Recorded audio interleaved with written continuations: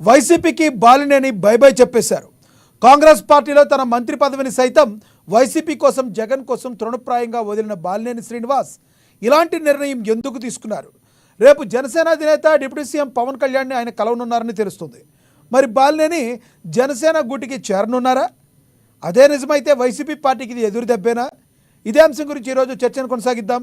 చర్చలో పాల్గొనేందుకు మనతో సిద్ధంగా ఉన్నారు జనసేన నేత వీర మహిళ సుజాత కాజా గారు మనతో జూమ్ కాల్లో అందుబాటులోకి వస్తారు. అదేవిధంగా వైసీపీ నేత రేగడి లక్ష్మణరావు గారు మనతో జూమ్ కాల్లో అందుబాటులోకి వస్తారు. అదేవిధంగా బాలకోటయ్య గారు అమరావతి బహుజన జేఏసీ ఆయన కూడా మనతో జూమ్ కాల్లో అందుబాటులో ఉన్నారు. ముందుగా మనం బాలకోటయ్య గారితో మాట్లాడదాం. అమరావతి జేఏసీ బహుజన జేఏసీ బాలకోటయ్య గారు, good evening sir. Good evening sir. Balakotaiah గారు, వైసీపీ పార్టీకి ఒక రకంగా చెప్పాలంటే బ్యాక్ బోన్గా ఉన్న బాలినేని శ్రీనివాస్ రాజీనామా చేశారు. బాలినేని శ్రీనివాస్ వైసీపీకి రాజీనామా చేయడం ఆ పార్టీకి ఎదురు దెబ్బ అనుకోవచ్చా? నమస్తే. నమస్తే సార్. లక్ష్మీనాథ్ గారు, నమస్తే సార్. ఒక పక్క ఈ రోజునే కూటమి ప్రభుత్వానికి 100 రోజులు పూర్తయిన సందర్భంగా జనసేన, తెలుగుదేశం, భారతీయ జనతా పార్టీ 3 పార్టీలు కూడా పండుగ చేసుకుంటున్నాయి. ముఖ్యమంత్రి గారు, ఉప ముఖ్యమంత్రి గారు, అలాగే భారతీయ జనతా పార్టీ ఎమ్మెల్యేలు కూడా. రెండో పక్కం వైసీపీ పార్టీలో ఒక ముఖ్యమైన నాయకుడు బయటికి వెళ్తున్న సందర్భంగా మీరు మాట్లాడుతున్నారు. ఇప్పుడు ఈ డిబేట్లో కూడా పవన్ దెబ్బ, జగన్ అబ్బ అని చెప్పి మీరు పెట్టారు. నిజానికి పవన్ దెబ్బ కాదండి, బాలినేని దెబ్బే జగన్కి అబ్బ. అంతే వెళ్తుంది బాలినేని గారు, పవన్ కళ్యాణ్కి సంబంధం ఏం లేదు. బాలినేని గారు ప్రకాశం జిల్లాలో ఒక ప్రధానమైన నాయకుడు, రాజశేఖర రెడ్డి గారికి చాలా ఇష్టమైన నాయకుడు. ఆయన గత ఎన్నికల్లో కూడా వెళ్ళిపోదామని ఆలోచించినట్టున్నాడు. చాలా వార్తలు వచ్చినాయి అప్పట్లోనే. మరి ఎందుకనో జగన్మోహన్ రెడ్డి గారి యొక్క సూచనల మేరకు లేదా విజ్ఞప్తి మేరకు ఇది ఆగిపోయినట్టున్నాడు. ఇక ఉండదలుచుకోలేదు. నేను ఇప్పుడే విన్నాను బాలినేని గారి యొక్క వీడియో. నాకు వైసీపీ పార్టీలో చాలా అన్యాయం జరిగింది, నేను వాటన్నిటిని కూడా బయట పెడతానని కూడా మాట్లాడుతున్నాను. దాదాపు నాకు తెలిసి బాలినేని గారు, నాది కృష్ణా జిల్లా, నా పక్కనే ప్రకాశం జిల్లా. ఒక 5 సార్లు ఎమ్మెల్యేగా చేశాడు, 2 సార్లు మంత్రిగా చేశాడు. బాలినేనికి ఆ జిల్లాలో ఉన్న బలం కానీ, కార్యకర్తలు కానీ, ఆయనకున్న రాజకీయ పలుకుబడి కానీ చాలా గట్టిది. మరి ఆ విధంగా పార్టీ నుంచి బయటికి వెళ్ళాలని నిర్ణయం ఆయన నిర్ణయం. సాధారణంగా ఏంటంటే ఇప్పుడు వైసీపీ పార్టీ నాయకులు ఎవరు కనిపించినా కూడా ఉంటారు, పోయినోళ్ళు పోతారు. ఇప్పుడు ఆత్రేయ గారు అన్నట్టుగా పోయిన వాళ్ళు అందరూ మంచోళ్ళు, ఉన్నోళ్ళు పోయినోళ్ళు తీపి గుర్తులు అని అంటాడు ఆత్రేయ గారు. ఇప్పుడు ఏమంటారంటే వైసీపీ నాయకులు పోయిన వాళ్ళు అందరూ చెడ్డోళ్ళు, ఉన్నోళ్ళే మంచోళ్ళు అని అంటారు. ఏంటంటే ఏదైనా ఒక రాజకీయ పార్టీ పెద్ద ఎత్తున ఓటమికి గురైనప్పుడు, ఒక తొట్టుపాటు గురైనప్పుడు ఈ ఎలదడ తప్పదు. ఒక వైసీపీ పార్టీ అనే కాదు, ఏ రాజకీయ పార్టీ అయినా కూడా అధికారం పోయిన తర్వాత ఆ పార్టీ నిలబడటం వేరు, అధికారం ఉన్నప్పుడు నిలబడటం వేరండి.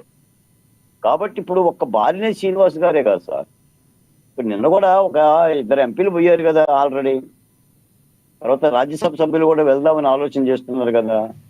ఆంధ్రప్రదేశ్లో ఉన్న 11 ఎమ్మెల్యేల పరిస్థితి కూడా కొద్దిగా ప్రశ్నార్థకంగానే ఉంది కదా.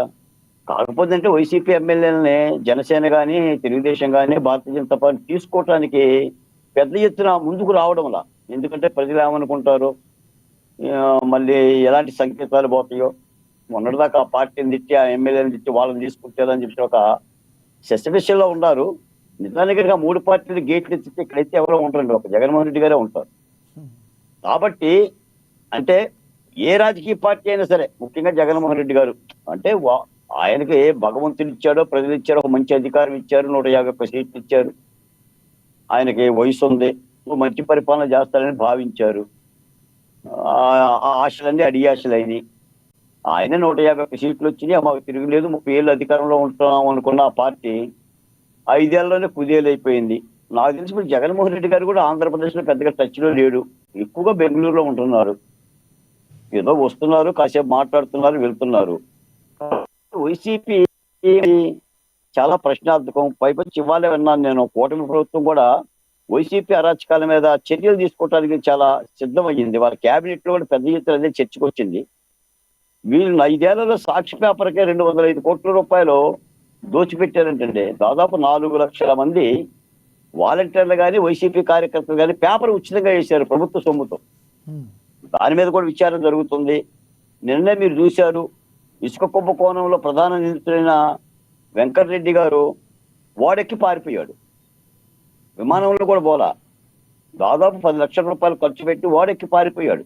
ఉమ్, భార్యను మద్రాసు రమ్మన్నాడు, నేను ఓడెక్కి పారిపోయాడు. ఉమ్, అంటే ఇక కూటమి ప్రభుత్వం ఈ చర్యలు తీసుకోవడానికి వెనుకడుగు వేసే పరిస్థితి ఏం లేదు. నిన్న నేను కూడా మాట్లాడాను, ప్రజా రాజధాని అమరావతి మీద కానీ లేదా కాదాంబర మీద కానీ ఎవరైనా కానీ సోషల్ మీడియాలో కానీ మాట్లాడినా కూడా వీళ్ళందరి మీద ఒక నిఘా టీం ఏర్పాటు చేసే ప్రయత్నం చేస్తున్నారు. ఉమ్. ఎట్టి పరిస్థితుల్లో కూడా అంటే తప్పు చేసిన వాళ్ళనే లేదంటే మహిళలను హననం చేసిన వాళ్ళని, వాళ్ళ మీద దాడి చేసిన వాళ్ళని, లేదా దళితులను తిట్టిన వాళ్ళని, వీళ్ళందరి మీద కూడా చర్యలు తీసుకోవడానికి కూడా ప్రభుత్వం ఆ దిశగా అడుగులేస్తుంది. ఇది నేనేదో హెచ్చరిక కోసం చెప్పడంలా, ఎందుకంటే నాకు కదలికలే అర్థమవుతా ఉంటే నేను ఉండేది అమరావతి కాబట్టి. పెద్ద ఎత్తున డిమాండ్ ఉంది ఆంధ్ర రాష్ట్రంలో. తప్పనిసరి ఆ ఒక్క మాట చెప్తాను సార్ లక్ష్మి గారు. చెప్పండి. ఇవాళ కూడా తిరుపతిలో లడ్డూకి కూడా నెయ్యి పొయ్యిపోకుండా జంతువుల నూనె వాడారంటే ఎంత మహా అపచారం మీరు ఆలోచించండి. మహా అపచారం అండి. నిజంగా అన్న ప్రసాదాలను కూడా కాలుష్యం చేసి జంతువుల నూనె పోయటం ఏంటి సార్? అసలు తిరుపతి ఏంటి, దాని పవిత్రత ఏంటి, దాని యోగ్యత ఏంటి?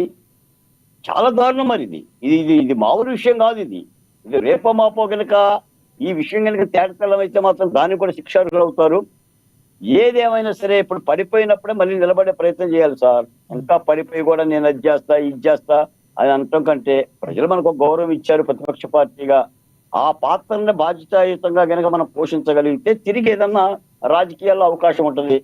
గెలిచేస్తాంలే, ఆ రోజు తమిళనాడులో ఒక సీటు రాలేదా, వేలకు డిఎంకే ఒక సీటు రాలేదా, డిఎంకే ఒక సీటు రాలేదా, మేము గెలుస్తాం, మధ్యంతర ఎన్నికలు వచ్చేస్తాయి, ఈ 3 పార్టీలు కొట్టుకుంటాయి, వాళ్ళే కలబడతారు, చీలిపోతారని చెప్తే ఇటువంటి ఆశలు పెట్టుకుంటే మాత్రం రాజకీయాల్లో కుదరదు.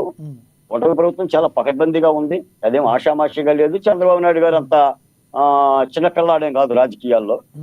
ఆయన అరెస్ట్ అయినా, ఆయన ఇబ్బందులు పెట్టినా, ఆయన ఓడిపోయినా, ఆయన హననం చేసినా, భార్యని తిట్టినా కూడా అన్ని కూడా ఓర్పుగా భరించి రాజకీయాల వారి దిగ్విజయంగా విజయం సాధించాడు. కాబట్టి వైసీపీ పార్టీ ఏదైనా పరిస్థితిని మార్చుకొని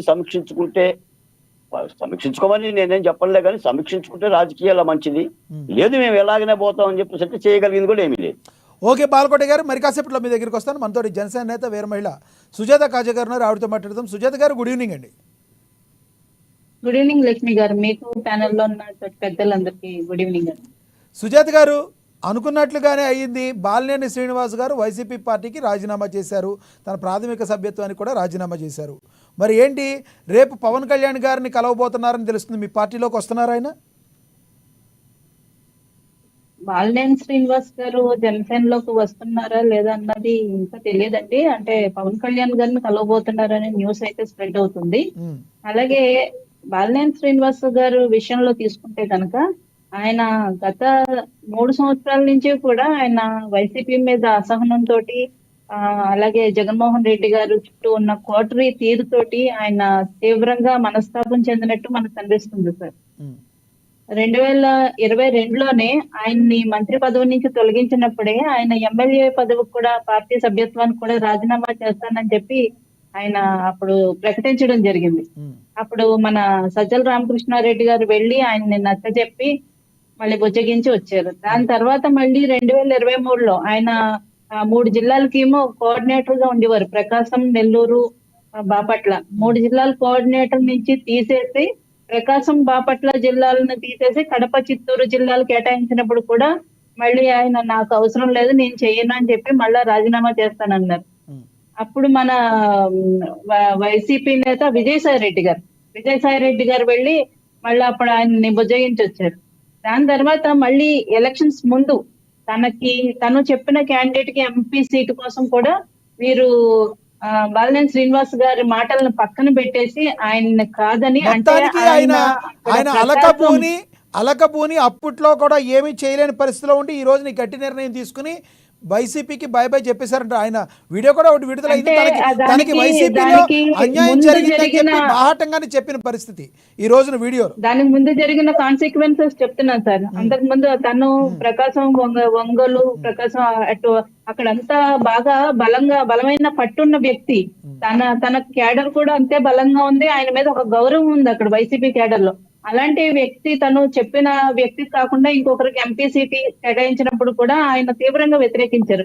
అప్పుడు స్వయంగా జగన్మోహన్ రెడ్డి గారు వెళ్ళి ఆయనకి నచ్చ చెప్పడం జరిగింది. కానీ ఇక్కడ ఇంకా ఇంటర్నల్ గా చాలా జరిగినాయి సార్. బాలినేని శ్రీనివాస్ గారికి తూర్పుగోదావరి జిల్లాలో ఆయనకు కొన్ని మైనింగ్స్ ఉన్నాయి సార్. ఆయనకి ఆయన ఎవరైతే ఆయన ఫ్రెండ్ ఒక ఆయన ఉన్నది, ఇద్దరు కలిపి పార్ట్నర్షిప్ లో ఉన్నాయి. అయితే అవి కూడా ఈ జగన్మోహన్ రెడ్డి గారి మనుషులు ఆక్రమించుకోవడం జరిగింది. ఇదేంటి మనకు సంబంధించిన బాలినేని శ్రీనివాస్ గారివే వాళ్ళ పార్టీ వాళ్ళే ఆక్రమించుకున్నారా? అదే సార్ విచిత్రం, ఇక్కడ ఆక్రమించుకోవడం జరిగింది. అయితే అదే విషయంలో బాలినేని శ్రీనివాస్ గారు జగన్మోహన్ రెడ్డి గారిని కలిస్తే జగన్మోహన్ రెడ్డి గారి వరకు కూడా వెళ్లకుండా కింద ఉన్న సజ్జల గారు ఏం చెప్పారంటే, తమ్ముడే పేకాట ఇది మనకు మామూలే, మేము తర్వాత చూస్తాం, మీరు దీని గురించి ఆందోళన పడకండి అని బొజ్జగించి పంపించడం జరిగింది అని అక్కడ మన లోకల్ నాయకుల దగ్గర నుంచి వచ్చిన సమాచారం. ఇంకొకటి కూడా గతంలో మీ పార్టీ అధికార ప్రతినిధి ఎవరైతే ఉన్నారో రాయపాటి అరుణ విషయంలో కూడా ఎలక్షన్స్కి బిఫోర్ ఆవిడ మీద కేసు నమోదైనప్పుడు బాలినేని శ్రీనివాస్ గారికి పవన్ కళ్యాణ్ గారు ఒక ఫోన్ చేయడము, మళ్ళీ ఆ కేసుని వాపస్ తీసుకోవడం కూడా జరిగింది. అంటే పవన్ కళ్యాణ్ గారికి బాలినేని శ్రీనివాస్ గారి మధ్య ఏమన్నా మంచి రిలేషన్షిప్ ర్యాప్ ఏమైనా ఉందనుకోవాలా? అంటే సార్ వైసీపీ అనగానే మొత్తం అందరూ దుర్మార్గులే, మొత్తం అందరూ అవినీతి పరులే ఉంటారని చెప్పలేము సార్. వైసీపీలో కూడా పవన్ కళ్యాణ్ గారు ఎన్నోసార్లు మాట్లాడినప్పుడు కూడా చివరికి ఒకసారి చెప్పు చూపించి ఆయన బాగా ఆగ్రహం వ్యక్తం చేశారు ఒక మీటింగ్ లో. అప్పుడు కూడా ఆయన చాలా క్యాలిక్యులేటెడ్ గా మాట్లాడారు. ఏంటంటే వైసీపీలో ఉన్న అందరినీ అనట్లేదు, నా మీద దుష్ప్రచారం చేస్తున్న వాళ్ళకు మాత్రమే ఈ వార్నింగ్ ఇస్తున్నాను అని. ఏంటంటే ఒక పార్టీలో ఉన్నంత మాత్రాన జనరలైజ్ చేసేసి అందరినీ ఒకటే దానికి కట్టేయలేం సార్. ఒకే రకమైన వ్యక్తిత్వం మీద మనం ఆపాదించలేం. ఆ విషయంలోనే మేము చెప్తూ వస్తున్నాం మొదటి నుంచి, వైసీపీలో ఉన్నారంత మాత్రాన అందరూ అవినీతి పరులు ఉండాలని లేదు. అందులో కూడా కొంచెం ప్రజాసేవ చేయాలని, నిజంగానే రాజకీయాల్లో చిత్తశుద్ధితో రాజకీయాలు చేయాలనుకునే నాయకులు కూడా ఉంటారు.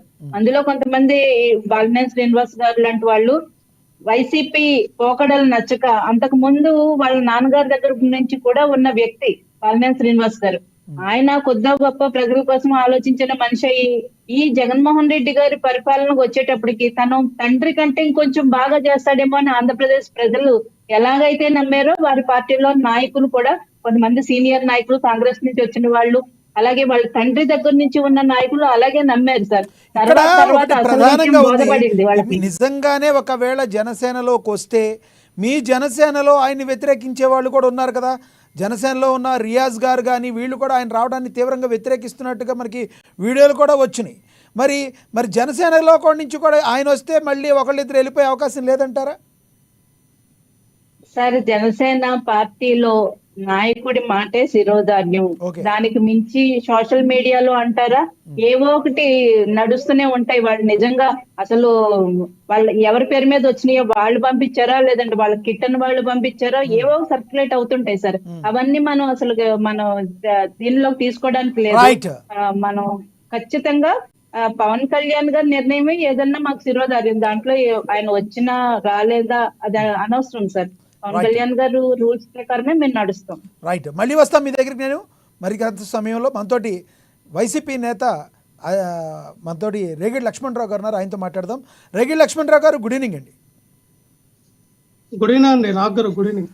లక్ష్మణరావు గారు అత్యంత వినయ విధేయుడిగా రాజశేఖర రెడ్డి గారికి విధేయుడిగా ఉండి రాజశేఖర రెడ్డి గారి కోసం ఆయన తనయుడి కోసం కాంగ్రెస్ పార్టీలో తన పదవిని కూడా ఎమ్మెల్యే పదవిని కూడా వదిలేసేసి కేవలం వైసీపీ అధినేత జగన్మోహన్ రెడ్డి కోసం వెనక నడిచిన బాలినేని శ్రీనివాస్ ఆయన ఒంగోలు నుంచి ప్రాతినిధ్యం వహించారు. ఆయన రావడం బయటికి వచ్చేయడం ఆయన రిజైన్ చేయడం అనేది వైసీపీ పార్టీకి బాగా గట్టి దెబ్బ అనుకోవచ్చా? నాగారు మీకు ప్యానల్ ఉన్న పెద్దలకి, అమ్మా న్యూస్ వీక్స్లకి యాజమాన్యానికి హృదయపూర్వక నమస్కారం అండి. సార్, ఇప్పుడు సర్వసాధారణం అందరికీ తెలిసినప్పుడు మనం మాట్లాడుకుందే, ఎవరో అధికారంలో ఉంటే ఆ పార్టీ వైపు ఖచ్చితంగా వెళ్ళాలి, మనకి ఏదో పని చేయించుకోవాలి, అధికార దాహం ఉండాలి, లేదంటే వ్యక్తిగత కారణాలు అయి ఉండాలి. ఇది పార్టీ మారేమంటే అర్థం ఏంటి? మనకి ఎంతో కొంత లబ్ధి చేకూరాలి. ప్రతిపక్షంలో ఉండి పోరాటం చేయగల నాయకులు చాలా తక్కువ మంది మనం చూస్తాం. ఎంతో మంది అధికారం ఎటువైపు ఉంటే అటు జంపింగ్ చేసి ఏదో లబ్ధి చేకూరాలని నాయకుల్లో మనం చూస్తున్నాం కదా తప్ప ప్రతిపక్షం వైపు ఉండి పోరాటే నాయకులు చాలా మంది తక్కువ. ఒక కాబట్టి నేతగా లక్ష్మణరావు గారు మీరు కూడా మొదట్లో జనసేన నుండి మీరు వైసీపీకి వెళ్ళారు. సార్, నాది డిఫరెంట్. నేను అలాగైతే 2019లోనే పార్టీ మారుతారు, అప్పుడు అధికార పార్టీలో ఉండేవాడిని. 2024లో అంటే నేను ఎప్పుడున్నా ఆ 2014 నుంచి 2019 వరకు ఈ 10 సంవత్సరాలు ప్రతిపక్షమే. మరి ఇదొక 5 సంవత్సరాలు వేసుకోండి, ఈ 15 సంవత్సరాలు కూడా ప్రతిపక్షమే కదా. మేము ఎప్పుడు వెళ్ళా ప్రతిపక్షంలో ఉన్న, అధికార పక్షంలో లేము. ఏ రోజు కూడా ప్రభుత్వానికి అనుకూలంగా లేకపోతే మనకు అనుకూలంగా చేసుకున్న కార్యక్రమాలు అయితే ఏమి లేవు. నేను ఒకటే చెప్తా ఉన్నా, నాగ్ గారు, ఆయనకున్నటువంటి ఇబ్బందులు ఏంటో, ఆయన మీద చాలా ల్యాండ్ ఇష్యూస్ ఏవైతే ఉన్నాయో, కబ్జావి, ఆయనకున్నటువంటి వ్యక్తిగత కారణాల, లేదంటే ఆయన మీద ల్యాండ్ ఆయన ఏమైనా ఆయన మీద బాలినేని శ్రీనివాస్ గారి మీద ల్యాండ్ కబ్జాల ఆరోపణలు ఉన్నాయా? ఉన్నాయి కదా, ఉన్నాయని ఈలే కదా మాట్లాడింది. కాదు ఉన్నాయా అని ఉన్నాయని ఎన్డీఏ కూటమి మీరు అంటున్నారు నాగ్ గారు. నేను చెప్తాను అదే, ఉన్నాయని ఎన్డీఏ కూటమే కదా మాట్లాడింది. మొన్నటి వరకు చాలా మంది ఇదే అధికార ప్రతినిధులు, టీడీపీ, జనసేన పార్టీ వాళ్ళు ప్రతిరోజు బాలినేని శ్రీనివాస్ రెడ్డి గారి గురించి మాట్లాడింది అవే కదా.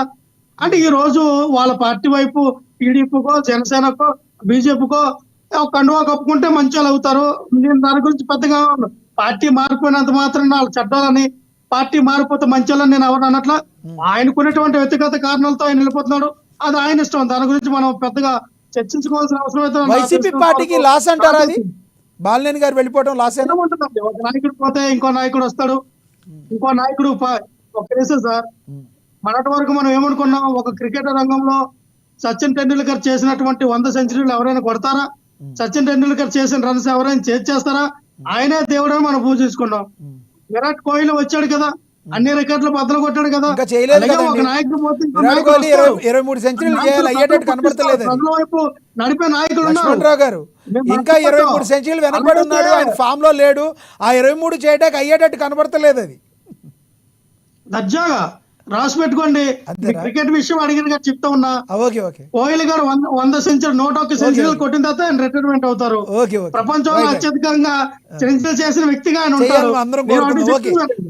నేనేమన్నానంటే నాగ్ గారు, నేనేమంటానంటే ఇప్పుడు పార్టీ మారారండి, ఆయన వెళ్ళారు. పార్టీ కోసం మారిన వ్యక్తుల కోసం అయితే టీడీపీ పార్టీ ఎప్పుడో బలైపోవాలా.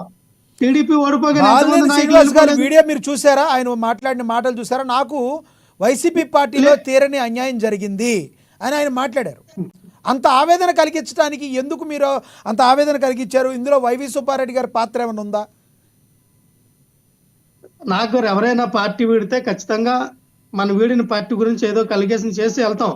అది జరిగిందా జరగలేదా అని నేను అన్నను. ఎందుకంటే ఖచ్చితంగా ఏదో అసంతృప్తి ఉంటేనే మారుతారు, అసంతృప్తి లాగానే ఎవరు మారరు కదా. అదేంటనేది జగన్మోహన్ రెడ్డి గారికి, బాలినేని శ్రీనివాస్ రెడ్డి గారికి తెలియాలా. ఏం జరిగిందో వాళ్ళిద్దరి మధ్య కాన్వర్జేషన్ అనేది మనకు తెలియదు. సో ఈ విధంగా జరిగిందంటే ఆయన 2,000 కోట్లు అడిగిన దీనికోసం ఒక ఎంపీ టికెట్ గా ఆ రోజున ఇక్కడ కాకుండా వేరే దగ్గరికి శ్రీకృష్ణదేవరాయలకి ఇమ్మంటే ఇవ్వలేదు, లేకపోతే ఇంకేదో అనొచ్చు. కానీ ఎవరికున్నా వాళ్ళకుంటే పార్టీ పరంగా ఆ రోజున మనం ఏదైతే సోషల్ ఇంజనీరింగ్ చేయాలి, అక్కడ ఉన్నటువంటి సామాజిక వర్గాలకు తగ్గట్టుగా సామాజిక న్యాయం చేయాలనే ఉద్దేశంతో జగన్మోహన్ రెడ్డి గారు క్యాండిడేట్లు మార్చారు. అది ఫెయిల్యూర్ సక్సెస్ పక్కన పెడితే ఒక కొత్త సంస్కరణ తీసుకొచ్చారు జగన్మోహన్ రెడ్డి గారు అనేది మనం చెప్పుకోవాలి. ఎందుకంటే మనం ఎప్పుడు అంటాం, ఓటు ప్రకారంగా ఓట్లు ఎక్కువ అధికంగా ఏ సామాజిక వర్గం అనుకుంటే వాళ్ళకే సీట్లు ఒక ప్రశ్న అడగాల్సి వస్తుంది. గెలిపించాం. సంబంధం లేకుండా ఒక ప్రశ్న అడగాల్సి వస్తుంది. వైసీపీ అధినేత జగన్మోహన్ రెడ్డి గారిలో బాగా భారీ మార్పు వచ్చినట్టు తెలుస్తుంది. జనసేన అధినేత పవన్ కళ్యాణ్ గారిని అనవసరంగా మాట్లాడి తాము భారీ మూల్యమే చెల్లించుకున్నామని ఏదో అనుకుంటున్నట్లుగా వినికిడి. ఎందుకంటే పిఠాపురం వెళ్ళి పిఠాపురంలో కూడా చంద్రబాబు నాయుడు గారిని టార్గెట్ చేశారు, కానీ పాపం పవన్ కళ్యాణ్ సినిమాలు చేసుకుంటున్నారని ఒకంత ఆయన మీద పాపం అని అదో రకంగా మాట్లాడు. ఇంతవరకు జీవితంలో ఎప్పుడు కూడా పాపం పవన్ కళ్యాణ్ అని జగన్మోహన్ రెడ్డి గారు ఎప్పుడు మాట్లాడలా. 4 పెళ్ళాల పవన్ కళ్యాణ్ అనే మాట్లాడారు. ఇంత మార్పు ఎలా వచ్చిందంటారు? నాగ్ గారు మార్పు ఆయన కాదు, పవన్ కళ్యాణ్ గారికి చూసి భయపడడం కాదు. పవన్ కళ్యాణ్ గారు అనే వ్యక్తిని లెక్క చేయట్లేదు, మీకు అర్థం కావట్లేదు.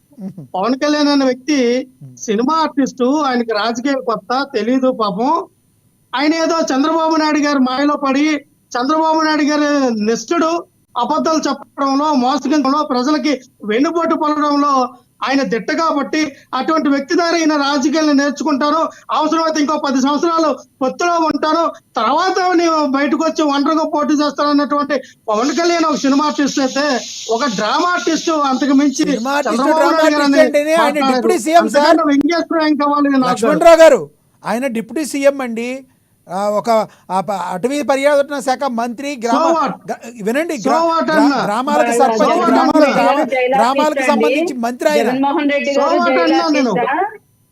సో వాట్ అన్న ఆయన డిప్యూటీ సీఎం అయితే ఏంటి, నాగ్ గారు డిప్యూటీ సీఎం అయితే ఏంటి, ప్రధానమంత్రి అయితే ఏంటి, సీఎం అయితే ఏంటి? గతంలో మీరు మాట్లాడి ఇప్పుడు మీరు మాట్లాడుతున్న మాట్లాడి పులివెందుల ఎమ్మెల్యే మాజీ సీఎం కాదా? మీరు రెస్పెక్ట్ ఎవరా? మీరు రెస్పెక్ట్ ఇవ్వనప్పుడు మీరు ఎందుకు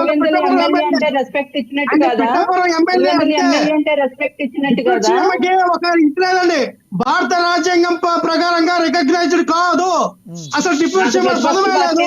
ఆయన పిఠాపురం ఎమ్మెల్యే, అంటే పిఠాపురం సంబంధించిన ఎమ్మెల్యే కాబట్టి జరిగినటువంటి 5 లక్షల మందిని పరామర్శించకుండా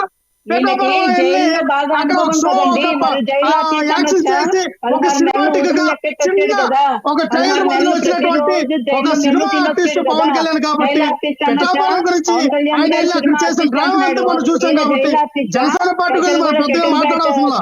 ఎందుకంటే నేను మొదటి నుంచి చెప్తా ఉన్నా, ఇప్పుడు చెప్తా ఉన్నా, తాడు బంగారం లేని పార్టీ, తాడు బంగారం లేని నాయకుడు, తాడు బంగారం లేని కార్యకర్తలు, తాడు బంగారం లేనటువంటి నాయకుడు కార్యకర్తలు అందరూ కూడా జనసేన పార్టీలోనే ఉన్నారు. వాళ్ళకి దిశ దశ నిర్దేశం అనేది జనసేన పార్టీకి లేదు, గ్రౌండ్ లెవెల్ లో బలం లేదు.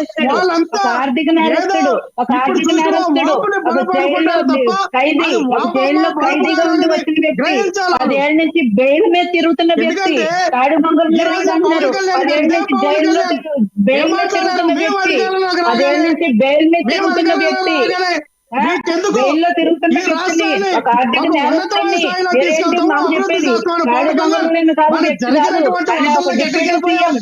అనేక మంది ప్రజలు అభిమానించారు నాయకుడు 150 నుంచి 11 తీసుకొచ్చాడు.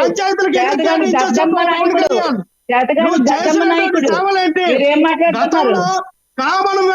కామన్ మ్యాన్ ప్రొటెక్షన్ ఇప్పుడు వరకు ₹1 ఇచ్చిన పాపన ఇల్లుకి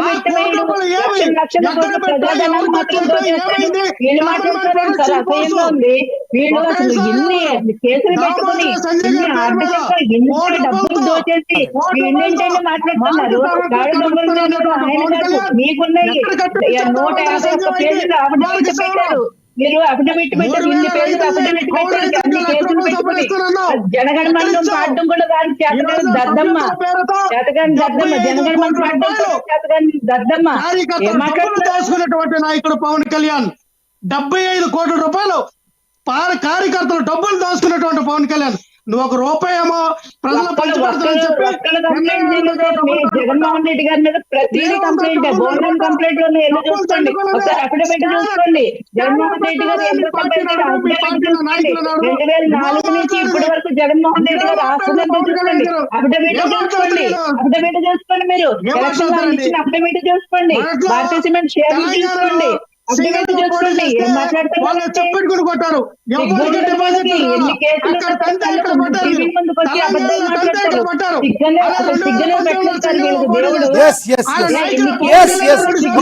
సుజాత్ గారు లక్ష్మణరావు గారు ఇద్దరు మాట్లాడితే ఎవరికి అర్థం కాదు. లక్ష్మణరావు గారు పాయింట్కి రండి. ఒకటి, బాలినేని శ్రీనివాస్ విషయంలో ఈ రోజున జనసేనలోకి ఒకవేళ బాలినేని శ్రీనివాస్ వెళితే జనసేన మరింత బలం పుంజుకునే అవకాశం ఉంటుంది. ఆ రోజున వైసీపీకి ఆటోమేటిక్గా అది ఒక రకంగా దెబ్బే అనుకోవచ్చు కదా, కాదంటారా చెప్పండి లక్ష్మణరావు గారు? నాకు గారు ఇంకోసారి అడగల. బాలినేని శ్రీనివాస్ గారు కన్నా జనసేనలోకి వెళితే ఆటోమేటిక్గా జనసేన మరింత బలం చేకూరుతుందా చేకూరదా? ఎందుకంటే బాలినేని శ్రీనివాస్ గారు బలమైన నాయకులు సార్. నాకు గారు చెప్పండి. ఇటువంటి బాలినేని శ్రీనివాస్ రెడ్డి అవనియండి, ఇంకో 100 మంది జనసేన పార్టీలో జాయిన్ అయినా సముద్రంలో నీటి సుక్కలు లాంటి వాళ్ళు ఉపయోగం లేదు, పని చేయరు, ఉప్పగానే ఉంటాయి. ఎందుకంటే పవన్ కళ్యాణ్ బానిసత్వానికి అలవాటు పడిపోయి చంద్రబాబు నాయుడు కాళ్ళు దగ్గర ఆయన కాళ్ళు పట్టుకొని మొర్రోమని ఏడుస్తుంటే ఇళ్ళ పీకేదేమో.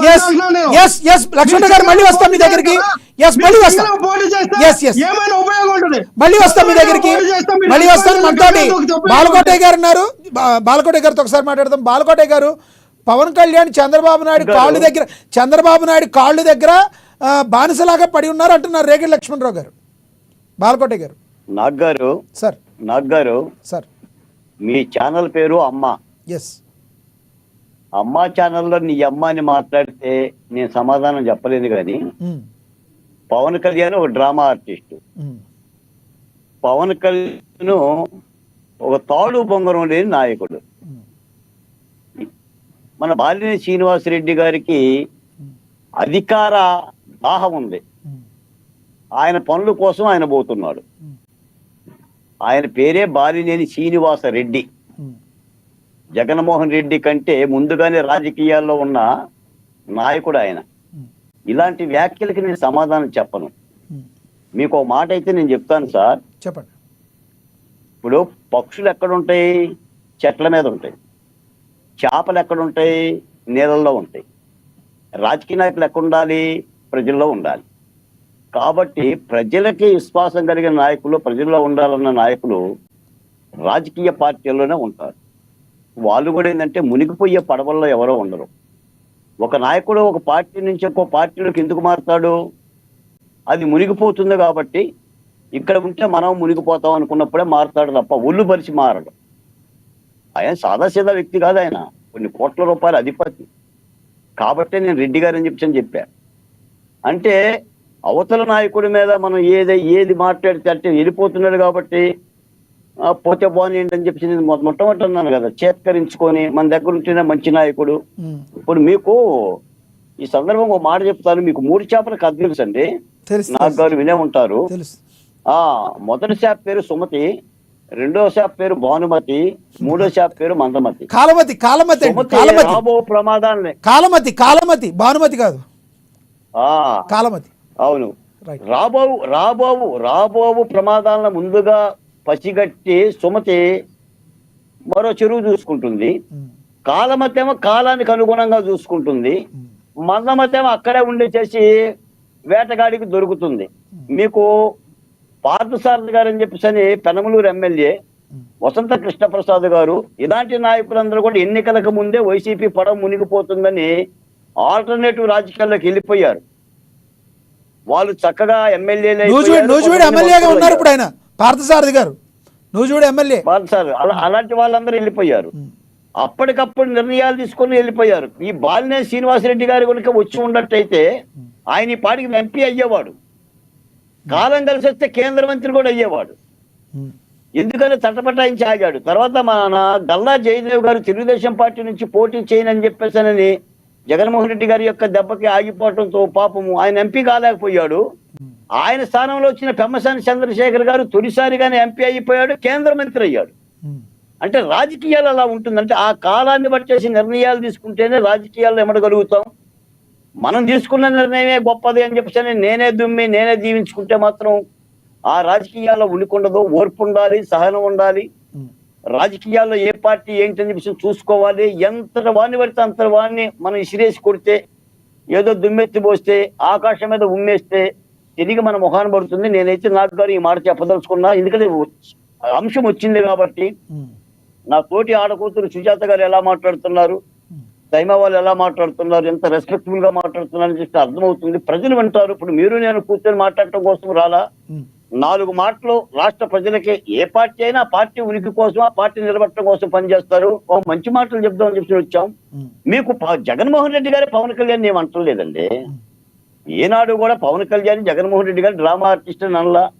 ఇప్పుడు మారిన పరిస్థితుల్లో అసలు జనసేన పార్టీని ఆయన టార్గెట్ చేయట్లా, ఆయన తెలుగుదేశం పార్టీనే టార్గెట్ చేస్తారు. ఎందుకంటారు? ఎందుకంటే ప్రధాన పార్టీ అదే కాబట్టి, ప్రధాన రాజకీయ పార్టీ అదే కదా. వైసీపీకి ప్రత్యర్థి పార్టీ ఎవరు? తెలుగుదేశం పార్టీ. కాబట్టి ఆ పార్టీనే టార్గెట్ చేస్తాడు తప్ప భారతీయ జనతా పార్టీని కానీ జనసేన పార్టీ జోలికి పోడు. కాబట్టి ఆ పార్టీకి సంబంధించిన పరిస్థితులు కూడా ఆ అంశాన్ని గమనించాలి. ఇప్పుడు నలుగురు తిట్టి సుఖమే ఉంది నాకు గారు. ఇప్పుడు నిన్ను తిట్టి నన్ను తిట్టి వాడిని తిడితే రాజకీయాల్లో ఏముంటుంది? ఏమో రేపు పొద్దున మారొచ్చావుగా పరిస్థితులు. మారవని గ్యారంటీ ఏంటి? ఇప్పుడు మనం అంటలా బాలినేని గారు వెళ్ళిపోయారు, రేపు మరొకరు ఇటు రావచ్చు. ఇప్పుడు రాష్ట్ర స్థాయిలో తీసుకునే నిర్ణయాలకి ఏమవుతాం? మనం అనుకున్నామా Bharatiya Janata party, Telugu Desam party, Janasena party మూడు కూడా అంటే బాలకోటయ్య గారు ఇక్కడ ప్రధానంగా పవన్ కళ్యాణ్ని ఏమి అనబోవడానికి గల కారణం వైసీపీ వ్యూహంలో భాగం అంటున్నారు. రానున్న 29 ఎన్నికలను దృష్టిలో పెట్టుకుని, ఎందుకంటే 24 ఎన్నికల్లో బొక్కబోర్లా పడ్డం పవన్ కళ్యాణ్ని తిట్టి. ఎందుకంటే పవన్ కళ్యాణ్ని చిన్న పార్టీగాను లేదంటే వేరే పార్టీగాను ఆయన లెక్కేసుకోలేదు. అలా లెక్కేసుకున్నారు కాబట్టి దెబ్బ అయిపోయారని అనుకుంటున్నారు. కాబట్టి ప్రధానంగా ఒక అద్భుతమైన పతంగు లాంటి గాలిపటం లాంటి తెలుగుదేశం పార్టీకి సన్నని దారం లాంటి పవన్ కళ్యాణ్ వలనే ఈ రోజున బాగా ఎగురుతుంది అని వైసీపీ పార్టీ కూడా గమనించి ఉండొచ్చు కదా. అంతేగాని తక్కువ పార్టీ అని కాకుండా వ్యూహంలో భాగమై ఉండొచ్చు కదా, కాదంటారా? నాగు గారు, మనం ఎన్నికలకు ముందే చెప్పాం, తక్కువ పార్టీనా కొద్ది పార్టీనా పెద్ద పార్టీ కాదు. ఎన్నికల క్షేత్రంలో రాజకీయ పార్టీలు కూటములు కడతాయి. కేంద్రంలో కూడా ఎన్డీఏ గవర్నమెంట్ ఉంది, భారతీయ జనతా పార్టీ గవర్నమెంట్ కాదు. రాష్ట్రంలో కూడా ఎన్డీఏ గవర్నమెంట్. అంటే నాలుగు పార్టీలు 4 ఆవులు కలిసి పులిని ఎదిరించడానికి ఐక్యమవుతాయి. అది రాజకీయ ధర్మం. దానిని చేరగొట్టడం కోసం ఆనాడు వైసీపీ పార్టీ ప్రయత్నించింది, ప్రధానంగా జనసేన పార్టీని దూరం చేద్దామని. కానీ పవన్ కళ్యాణ్ గారు తెలుగుదేశం పార్టీకి దగ్గర అయ్యాడు. దగ్గర అవడంతో పాటు భారతీయ జనతా పార్టీని కూడా దగ్గర చేశాడు. ఈ రోజు కూడా నేను అంటున్న మాట కాదు, ఇది సాక్షాత్ చంద్రబాబు నాయుడు గారు అంటున్న మాటే. అదొక యుద్ధం. రాజశేఖర రెడ్డి గారు పొత్తు పెట్టుకోలేదా? ఆ రోజున టీఆర్ఎస్ పార్టీతో పొత్తు పెట్టుకున్నాడు కదా. కేసీఆర్ కూడా సీట్లు ఇచ్చాడు కదా. ఇది విభజనవాది కేసీఆర్కి. అవి పొత్తు ధర్మాలు. అందుకని విడివిడిగా పోటీ చేసుకుంటే ఓట్లు చీడిపోతుంది కాబట్టేసి ఈ యొక్క పొత్తు ధర్మాలు చేసుకుంటారు. ఈ రోజు అదే రేపు పొద్దున 2029లో ఏమో ఏ రాజకీయ పార్టీ ఎలా మారుతుందో దాన్ని కూడా చెప్పలేం. రాజకీయాల్లో ఏమైనా జరగచ్చు, కదా. కాబట్టి మనం ఒక పార్టీకి ప్రతినిధిగా ఉన్నప్పుడు ఏంటంటే భవిష్యత్తును కూడా చూసేసుకొని మనం ప్రత్యర్థి పార్టీల మీద నాయకుల మీద మనం ఆరోపణలు చేస్తే అది మన పార్టీ కూడా గుర్తిస్తుంది. ఏదో మీరు అవకాశం ఇచ్చారు కాబట్టి 4 రాళ్ళు ఇసిరేసి వెళ్ళిపోతే ఏముంటుంది చెప్పండి? దాని మూలాన నా రొప్పాగుతుంది, నా కోపం తీరుతుంది, అంత తప్ప పార్టీకి ఏం మేలు? ఇది నేను చెప్పదలుచుకున్నా. ఓకే, మళ్ళీ వస్తా సార్ మీ దగ్గరికి, కంక్లూడ్ చేద్దరు. కానీ సుజాత గారు, బాలినేని శ్రీనివాస్ గారి ఇష్యూ, ఒకవేళ బాలినేని శ్రీనివాస్ గారు జనసేనలోకి వస్తే ఏదైనా పవన్ కళ్యాణ్ గారు అదే మాటే మాకు శిరోధారి అని ఇందాక మీరు చెప్పారు. పిఠాపురం వెళ్ళిన తర్వాత కూడా పిఠాపురం ఎమ్మెల్యే గారు పాపం పవన్ కళ్యాణ్ సినిమా చేసుకునే పవన్ కళ్యాణ్ కూడా అనే మాటల్ని, పాపం అనే మాటల్ని ఎలా చూడాలి? మరి మీరు ఎలా అనుకుంటున్నారు? వ్యూహంగా అనుకుంటున్నారా, లేదంటే దెబ్బతిన్న బట్టి పవన్ కళ్యాణ్ గారిని ఎక్కువగా టార్గెట్ చేయట్లేదు అనుకుంటున్నారా, లేదంటే ప్రధాన ప్రతిపక్షం టీడీపీయే కాబట్టి టీడీపీని అంటే సరిపోతే పవన్ కళ్యాణ్ లెక్కలో లేరని అనుకుంటున్నారా? ఏమనుకుంటున్నారు మీరు? సార్, ఈ విషయంలో జగన్మోహన్ రెడ్డి గారు అంటే మొత్తం నిండా మునిగాక ఆయనకు బుద్ధి వచ్చిందనే అనుకోవాలి. ఎందుకంటే ఇప్పుడు ఎవరైతే సలహాదారులు వచ్చారో వాళ్ళు మంచి సలహా ఇచ్చారు, సరైన సలహా ఇప్పుడు ఇచ్చారు. ఎందుకంటే జనసేన పార్టీ ఏదో ఒక చిన్న పార్టీ అనో, లేదంటే జనసేనకి ఇంతకు ముందు ప్రతిపక్ష హోదా కూడా లేదనో, ఒక్క ఎమ్మెల్యే కూడా లేదనో ఎప్పుడు అనుకోలేదండి. జగన్మోహన్ రెడ్డి గారి రాజకీయ జీవితాన్ని సమాధి చేసేది జనసేన పవన్ కళ్యాణ్ గారే అని వాళ్ళకి మొదటి నుంచి ఇన్ఫర్మేషన్ ఉంది. అందుకోసమే వాళ్ళు మొదటి నుంచి గతంలో ప్రభుత్వంలో ఉన్నప్పటి నుంచి కూడా ప్రతిపక్షంలో ఉన్న టీడీపీని కూడా పక్కన పెట్టి ఎంతసేపు పవన్ కళ్యాణ్ గారి మీద వ్యక్తిగత హననం చేయడం కానీ, ఆయన టార్గెట్ చేయడం కానీ జనసేన టార్గెట్ చేయడం కానీ బాగా చేశారండి. జగన్మోహన్ రెడ్డి గారు ప్రధాన ప్రత్యర్థిగా పవన్ కళ్యాణ్ గారిని భావించి గత 5 ఏళ్లలో తీవ్రమైన దాడి చేశారు. ఆయన కానీ ఆయన మంత్రులు కానీ మనం చూసాం. ఏ శాఖ మంత్రి కూడా ప్రెస్ మీట్ పెట్టి ఆ శాఖ గురించి మాట్లాడిన రోజు ఎప్పుడూ లేదండి. ఎప్పుడు బయటకు వచ్చారు, ప్రెస్ మీట్ పెట్టారంటే పవన్ కళ్యాణ్ గారిని తిట్టడానికి. అలాగా చాలా విపరీతమైన దాడి చేయించారు. దాని విషయంలో వాళ్ళు ప్రజల నుంచి ఎటువంటి చేత్కారం ఎదుర్కొన్నారు. 151 నుంచి 11కు పడిపోయారంటే వాళ్ళకి రిపోర్ట్లన్నీ చాలా క్లియర్ గా తెలిసినాయి. అలాగే ఇప్పుడు కొత్తగా వచ్చిన సలహాదారులు కూడా రిపోర్ట్ ఇవ్వడం జరిగింది. పవన్ కళ్యాణ్ అనే వ్యక్తిని మీరు టార్గెట్ చేస్తే జనాల్లో మరింత చులకనైపోతారు. ఈ 5 ఏళ్లలో మీరు కనీసం మళ్ళీ నెక్స్ట్ ఎలక్షన్స్ లో ప్రజలు మీ మొహాన్ని చూసే ఆ స్థాయి కూడా మీరు కోల్పోతారు. ఎందుకంటే పవన్ కళ్యాణ్ అనే వ్యక్తి గురించి ప్రజలందరికీ ఒక అభిప్రాయం ఉంది సార్. ఎటువంటి అవినీతి లేని నాయకుడు, ఒక్క కేసు కానీ ఒక అవినీతి మరక కానీ లేని నాయకుడు. అలాగే ప్రజలకి తన సొంతంగా సంపాదించిన డబ్బుని ఎన్నో విరాళాలకి ప్రజల కోసం ఖర్చు పెడుతున్న వ్యక్తి. కాబట్టి అటువంటి వ్యక్తిని మీరు పర్సనల్ విషయాలకు వచ్చి ఆయన్ని టార్గెట్ చేస్తే కనుక మీకు ప్రజల్లో మరింత చిత్కారం ఎదురవుతుంది అని వారికి క్లియర్ గా రిపోర్ట్ ఉంది సార్. అందుకోసమే వాళ్ళు పవన్ కళ్యాణ్ గారిని ఇప్పుడేమి ఆయన గురించి మనం ఇప్పుడప్పుడే ఏమి ప్రస్తావించొద్దు, మళ్ళీ ఎలక్షన్స్ వచ్చిన తర్వాత ఆయన దగ్గరకు వెళ్దాం, ఆయన్ని టార్గెట్ చేద్దాం. కానీ ఇప్పుడు పవన్ కళ్యాణ్ గారిని విమర్శిస్తే మనం ఈ మాత్రం కూడా జనాల్లోకి వెళ్ళి తిరిగే పరిస్థితి ఉండదు. ఎక్కడికి వెళ్ళినా తీవ్రంగా వ్యతిరేకత ఎదురవుతుంది అనే ఒక ఖచ్చితమైన రిపోర్ట్ ఉండడం వల్ల వాళ్ళు మాట్లాడట్లేదు సార్. మళ్ళీ వస్తాం మీ దగ్గరికి. అది వాళ్ళ ఒక్క నిమిషం ఒక పాయింట్ చెప్పేసి ముగిస్తాను. అది వాళ్ళ ప్రతినిధులు ఎవరైతే ఉన్నారో వాళ్ళు ఆయన మాటను కూడా కాదని మరి వాళ్ళు ఇంకొక దారిలో వెళ్తే అది వాళ్ళ పార్టీకి నష్టమే తప్ప ఇంకొకటి ఉండదు. అలాగే ఏదైనా ఒక పార్టీలో ఎలక్షన్స్ ముందు పార్టీ మారారు అనుకోండి, వాళ్ళు ఒక సీట్ ఆశించో ఇంకొకటి ఏదో ఆశించో మారారు అనుకోవచ్చు. ఎలక్షన్స్ తర్వాత పార్టీ మారుతున్నారు అంటే కనుక ఖచ్చితంగా అది వాళ్ళ నాయకత్వ లోపమే అండి. ఖచ్చితంగా వాళ్ళు పార్టీని నడిపించలేరు. ఈ పార్టీని నడిపించే సత్తా లేదు, వీళ్ళకి పార్టీని మూసేసే క్రమంలోనే ఉన్నారన్న ఒక అవగాహన తోటి పార్టీలు మారిపోతుంటారండి. మళ్ళీ వస్తాం మీ దగ్గర. కంక్లూడ్ చేద్దరు కానీ మనతోటి లక్ష్మణరావు గారు ఉన్నారు. లక్ష్మణరావు గారు కేవలం బాలకోట గారు ఏదో చెప్తున్నారు, అడగండి, చెప్పండి. నాకు మరి డిబేట్ ఉంది నాకు గారు, అందుకని నాకు చెప్పండి సార్, కంక్లూడ్ చేయండి. అన్న ఏం లేదు, ఇప్పుడు సుజాత గారు మంచి మాట అన్నారు. అంటే అధికారం కావటం కోసం లేదా పనులు చేయించుకోవటం కోసం ఎన్నికలకు ముందే పోతారు. ఆల్రెడీ ఎన్నికలు అయిపోయినాయి, ప్రభుత్వం ఏర్పడిపోయింది, వాళ్ళ పనులు వాళ్ళు చేసుకుంటున్నారు. ఇప్పుడు వేరే పార్టీలో పోవాల్సిన అయితే అవసరం లేదు. ముందు ఎలా పోతారు? అధికారం వచ్చిన తర్వాత కదా అధికార పార్టీలోకి వెళ్తారు. ఏ పార్టీ అని గెలుస్తుందో ముందుగా వెళ్ళిపోతారా? ఇప్పటి వరకు ఏంటంటే వైసీపీలో మొన్న ఎన్నికలకు ముందే వచ్చారు చాలా మంది. జనసేనలోకి వచ్చారు, తెలుగుదేశంలోకి వచ్చారు, బీజేపీలోకి వెళ్ళారు. ఎన్నికలు లేవు. జనసేనలోకి లేకపోవడం ఏంటి సుజాత గారు? రాలేదా వైసీపీ వాళ్ళు? చాలా మంది వచ్చారు. మీకు రాజమండ్రి తిరుపతి ఎమ్మెల్యే అండి, తిరుపతి ఎమ్మెల్యే వైసీపీ నుంచే వచ్చారు కదా. తిరుపతి ఎమ్మెల్యే బందర్ ఎంపీ లక్ష్మణరావు గారు, తిరుపతి ఎమ్మెల్యే బందర్ ఎంపీ ఇద్దరు వైసీపీ నేతలే కదా. మీరు టీడీపీ జనసేన పార్టీ ముగ్గురు ఎంపీలు, 11 మంది ఎమ్మెల్యేలు, ఎంతమంది వెళ్ళిపోయారు వైసీపీలో ఎలక్షన్స్ ముందు? లక్ష్మణరావు గారికి నిజమేనమ్మా. వాళ్ళు అధికారంలో ఉండగానే వెళ్ళిపోయారు సార్. వాళ్ళ పార్టీ నుంచి గొప్ప ఏంటంటే వాళ్ళు అధికారంలో ఉండగా కూడా వెళ్ళిపోయారు. అది చాలా విచిత్రం. వాళ్ళ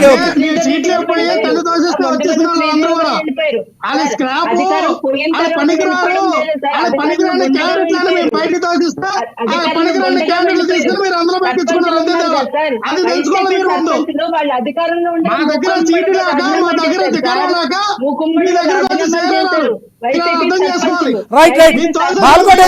బాలకోట గారు మీరు కంక్లూడ్ చేయండి. బాలకోట గారు కంక్లూడ్ చేయండి. కంక్లూడ్ చేయండి సార్. Yes sir. నాగారు, ఈ వెళ్ళిపోతున్న వాళ్ళందరూ కూడా స్క్రాబ్ అంటున్నారు సోదరుడు. అంటే ఉన్నప్పుడేమో గోల్డ్, వెళ్ళిపోతున్నారు కాబట్టి స్క్రాబ్. అంటే ఈ విధమైన వైఖరి రాజకీయాల్లో రాణించదండి. ఆ పార్టీ కూడా యాక్సెప్ట్ చేయదు.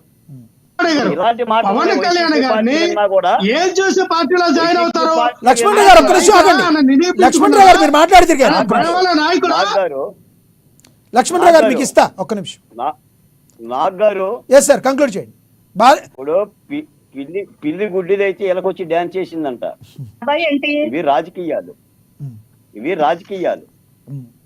ఇప్పుడు వెళ్ళిపోతున్నోని స్క్రాబ్ అని, ఉన్నోని గోల్డ్ అని వాళ్ళే అంటల్లా. ఈరోజు రేపు జగన్మోహన్ రెడ్డి గారి స్టేట్మెంట్ వినండి. ఆయన ఏమి అన్నాడు బాలినేని రెడ్డి గారిని? గుమ్మనూరు జయరాం గురించి మీరు ఏమన్నారు?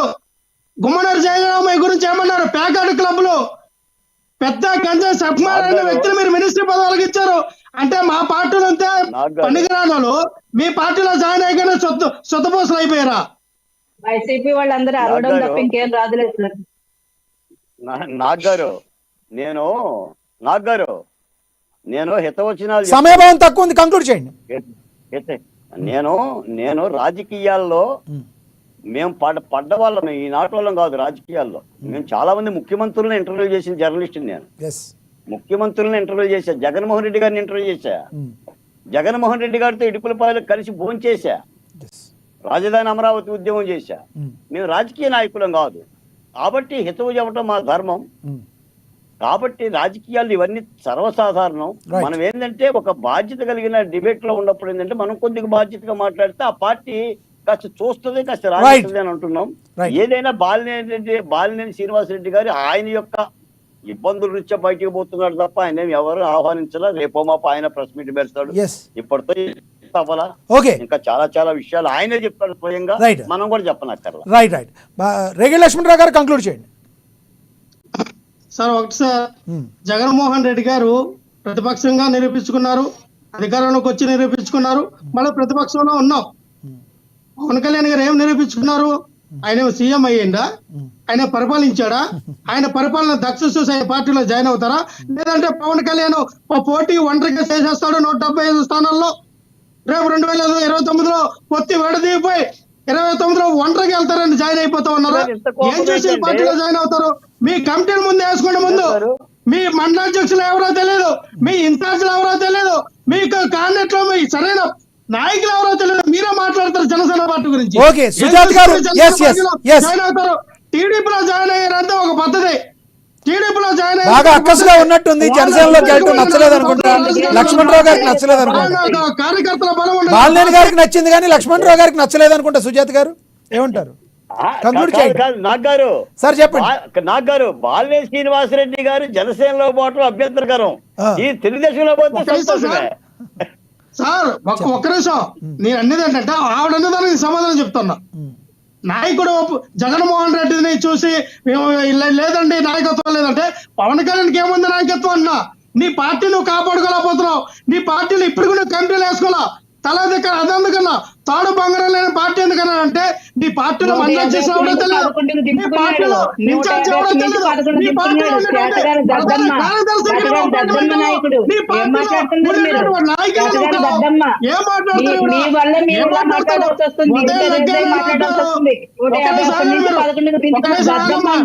నువ్వు తాడు బంగారం కొనుక్కోము. నువ్వు ముందు తాడు బంగారం కొనుక్కో. కానీ ఒక్క నిమిషం ఆగండి. నేను అనేది ఏంటంటే నన్ను మీరు తాడు బంగారం కొనుక్కోవాలి. మీరు తాడు బంగారం కొనుక్కునే ముందు చిన్నప్పుడు మనం బొంగరం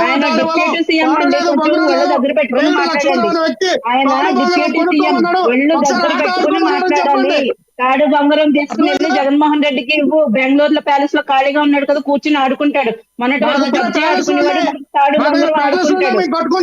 తాడు బంగారం ఆడుకుంటాడు. బెంగళూరు ప్యాలెస్ లో ఖాళీగా ఉన్నాడు కదా, మొన్నటి వరకు పబ్జీ ఆడుకున్నాడు. తాడు బంగారం ఆడుకుంటాడు. మాట్లాడతారు మీరు రాజకీయాల్లో ఉన్నారు. అసలు రాజకీయ పార్టీ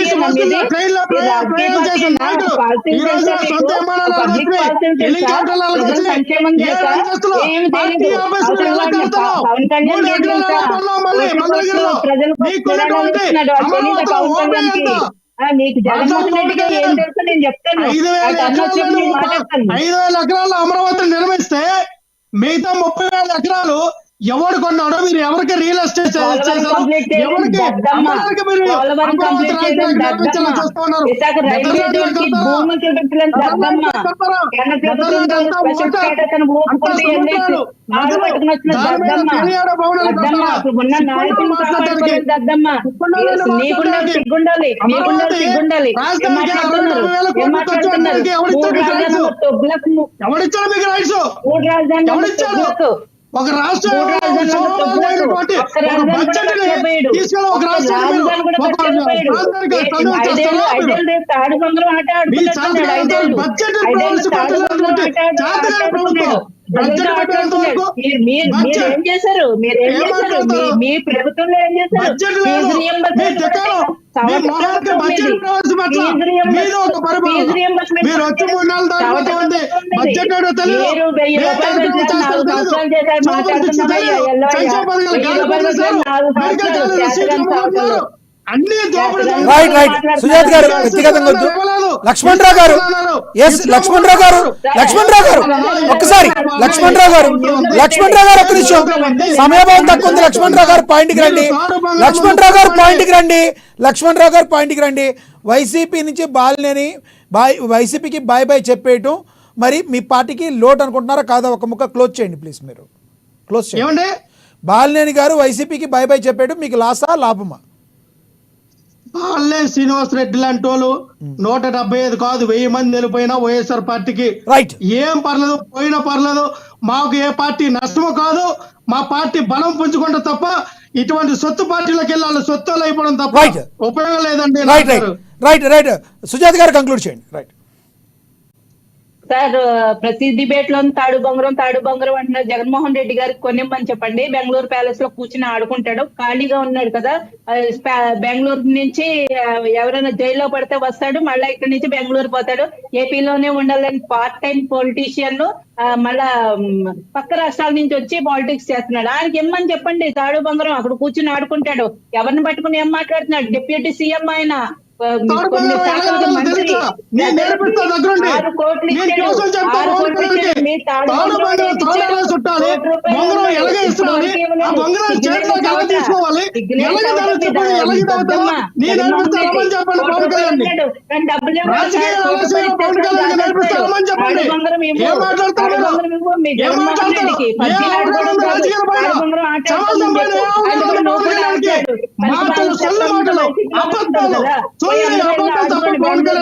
రాష్ట్ర ప్రజల పట్ల రాజకీయ పట్ల ఎటువంటి అవగాహన లేదు.